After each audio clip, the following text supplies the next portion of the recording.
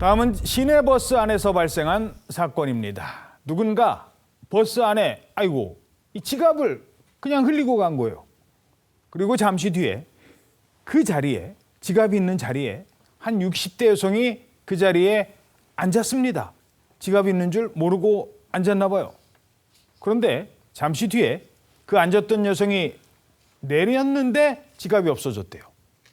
그럼 누가 훔쳐갔을까요? 이 사건 재판까지 갑니다. 그런데 1심에서는 나중에 앉은 여성에게 유죄가 선고됐어요. 2심에서 무죄가 나왔습니다. 버스 좌석에서 엉덩이를 들썩인 행위.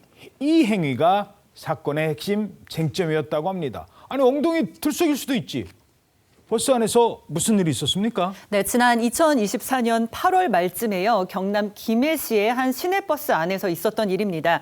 한 승객이 버스 좌석에 앉아 있다가 일어나면서 그 좌석의 의자 위에 지갑을 떨어뜨렸습니다. 저렇게 지갑을 놓고 저런 경우 있을 수 있어요. 그렇죠. 근데 지갑 안에는 현금 20만 원이 들어 있었고요. 이 승객은 지갑이 떨어진 줄도 모르고 그냥 버스에서 내리고 말았습니다.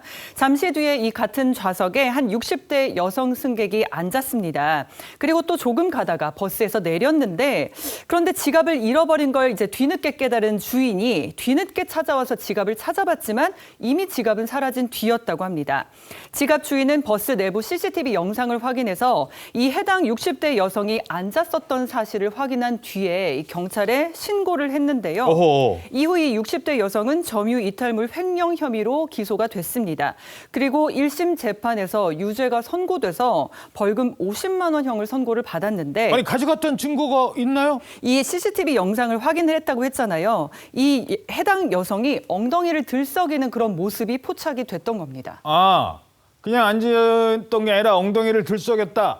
그리고 나서 쓱 가져갔을 것이다. 지갑을 주워간 것 같다는 겁니다. 근데 이게 엉덩이를 들썩였다고 다 가져갔다? 이게 무슨 상관이 있는 거예요? 그러니까 말입니다. 그러니까 이제 이 주장은 몰래 지갑을 가져가려고 들썩이는 것이었다. 아마 이제 검찰에서는 그렇게 주장을 했을 것으로 보이고요.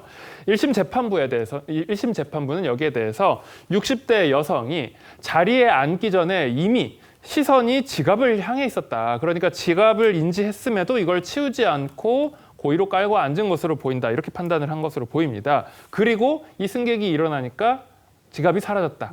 그러니까 이 여성이 지갑을 가져간 것이다라는 점이 바로 이제 유죄 인정 근거였습니다. 그러면서 좌석에 앉은 뒤에 한동안 엉덩이를 들썩거리거나 이 양손을 엉덩이 밑으로 번갈아 넣었다 뺐다 하는 행위를 반복을 했다는 겁니다. 그리고 손으로 가방을 옮기고 쓸어내리는 듯한 행동을 한 것을 유죄 인정 근거로 들었습니다. 그러니까 말하자면 남들 몰래 지갑이 있는 것을 보고 일부러 자리에 앉은 다음 엉덩이 아래로 몰래 손을 넣어서 지갑을 주워서 가방에 넣었다, 이런 취지로 인정을 한 건데요.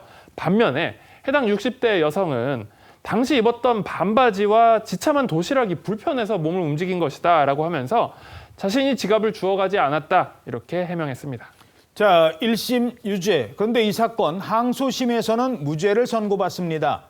1심 판결이 어떻게 뒤집힌 겁니까? 검찰 측이 제출한 간접적인 증거들로만은 이 의심 없이 범죄의 증명이 이루어졌다고 보기 어려웠다고 생각한 것으로 보입니다.